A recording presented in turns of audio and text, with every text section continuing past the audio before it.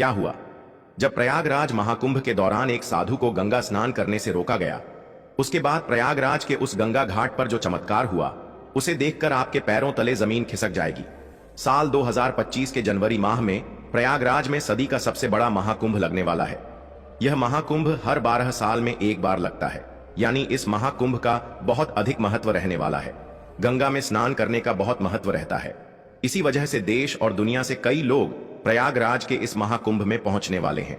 लेकिन अभी हाल ही में जो घटना सबके सामने निकल कर आ रही है, उसने सभी के होश उड़ा दिए। जहां पर एक साधु महाराज को गंगा नदी में स्नान करने से रोका गया।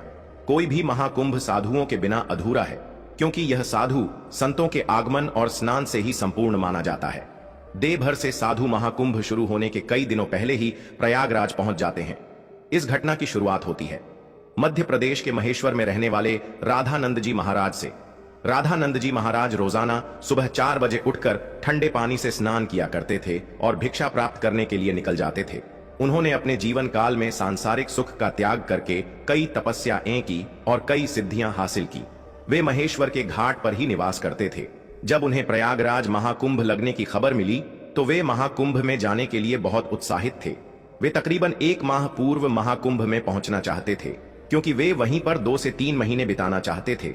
उनका ऐसा कहना था कि महाकुंभ वह पवित्र समय होता है जहां पर देवी देवता स्वयं उस स्थान पर मौजूद होते हैं। वहां पर तप करना, साधना करना, भगवान का ध्यान कर बहुत ज्यादा फलदायी होता है।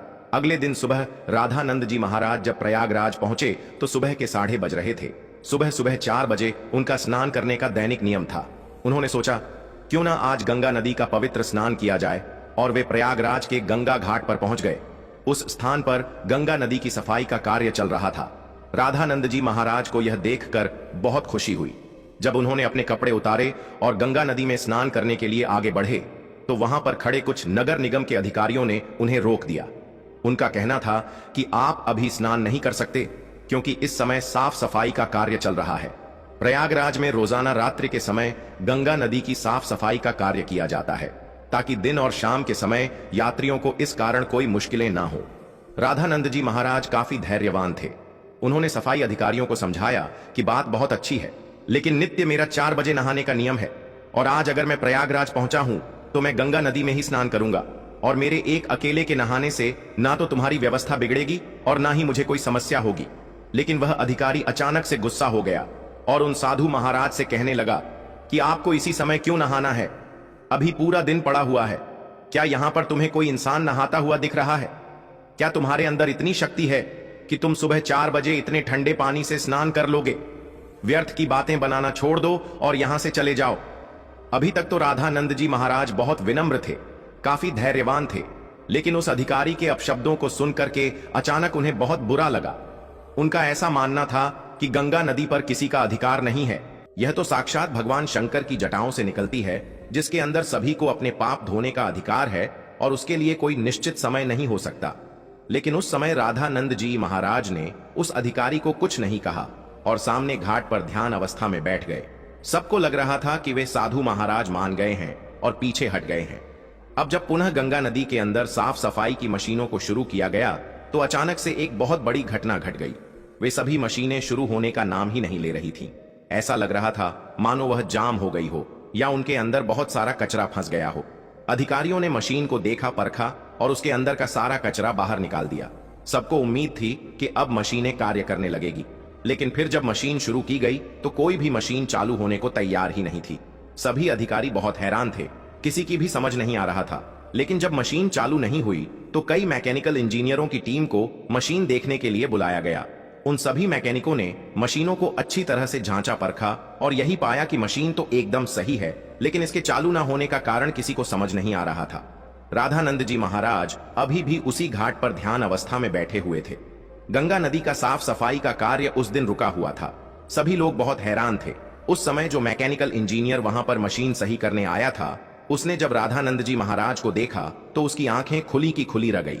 वह राधानंद जी महाराज के चरणों में गिर गया और बाबा उसे आशीर्वाद देने लगे। फिर वह सभी अधिकारियों को बताने लगा कि यह महेश्वर के सिद्ध महाराज हैं।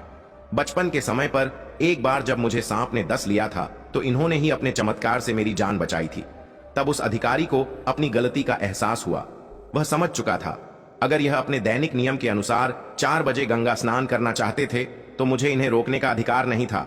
मैंने जो इनका अपमान किया, इन्हें भला बुरा कहा और गंगा नदी में स्नान करने से रोक दिया, उसी का परिणाम मशीनों की खराबी के रूप में हम भुगत रहे हैं। अब यही हमारी समस्या का समाधान कर सकते हैं। हमें इनसे माफी मांगनी पड़ेगी। सभी अधिकारी मिलकर राधानंद जी महाराज के पास गए, उनके चरणों में बैठ गए और हाथ जोड़कर कहा कि हमें इस बात का अंदाजा नहीं था कि आप एक दिव्य संत हैं। हमसे बहुत बड़ी भूल हो गई है। हमें आपको स्नान करने से नहीं रोकना चाहिए था। राधानंद जी महाराज अभी भी बहुत विनम्र थे। उन्होंने अधिकारियों से कहा कि यह जरूरी नहीं है कि कोई संत चमत्कारी खोखे तभी ही उसे गंगा नदी में स्नान की अनुमति दी जाए। गंगा नदी के ऊपर साधु संतों का सबसे पहला अधिकार है। सभी अधिकारियों ने उनसे हाथ जोड़कर कहा, अब आप गंगा नदी में स्नान कर सकते हैं। हम आपसे बहुत माफी चाहते हैं। राधानंद जी महाराज समझ चुके थे कि सभी अधिकारियों को उनकी गलती का एहसास हो गया है। उनका अभिमान दूर हो गया है। उन्होंने विनम्रता पूर्वक उन अधिकारियों से कहा कि तुम चिंता क्यों करते हो? अभी समय कहां बीता है? जरा अपनी घड़ी में समय तो देखो, आखिर क्या बजे हैं? जब सभी अधिकारियों ने अपनी घड़ी में समय देखा तो उनके रोंगटे खड़े हो गए, क्योंकि उस समय सुबह के 4 बज रहे थे। किसी भी अधिकारी को यह समझ नहीं आ रहा था आखिर इतना बड़ा चमत्कार कैसे हुआ। आखिर राधानंद जी महाराज ने अपने चमत्कार से समय को कैसे पलट दिया। इतना बड़ा चमत्कार देखकर सभी अधिकारी उनके चरणों में गिर गए और बाबा की जयकार लगाने लगे। इस चमत्कारी घटना के बाद सब लोग उन्हें मान गए और उनके दास बन गए, जिसके बाद वे सुबह 4 बजे अपने नित्य कर्म के अनुसार वे गंगा नदी में स्नान करने पहुंचे और इधर मशीनों को फिर से काम करना शुरू कर दिया। सारी मन एक साथ चालू हो चुकी थी, जिससे यह प्रमाणित हो गया कि यह मशीनें केवल रामानंद जी महाराज के इशारे का इंतजार कर रही थी। जैसे ही उन्होंने अधिकारियों का अभिमान चूर किया और गंगा नदी में स्नान किया, वैसे ही फिर से मशीनें चल पड़ी। यह बहुत बड़ा चमत्कार था जो हाल ही में प्रयागराज के महाकुंभ में हुआ है। वास्तव में दोस्तों, यह भूमि साधु संतों की भूमि है। यहाँ पर साधु संतों का न तो अपमान किया जा सकता है और न ही उन्हें छो समझा जाता है। इस देश का हर संत इस देश के लिए कुछ न कुछ करता है और भक्तों को अध्यात्म के मार्ग से जोड़ता है। हमें कभी भी उनका अपमान नहीं करना चाहिए और ना ही उन्हें छोटा समझना चाहिए। इस पूरी घटना को लेकर आपके क्या विचार है, हमें नीचे कमेंट बॉक्स में जरूर बताइएगा। अगर वीडियो आपको पसंद आई हो तो लाइक जरूर करें।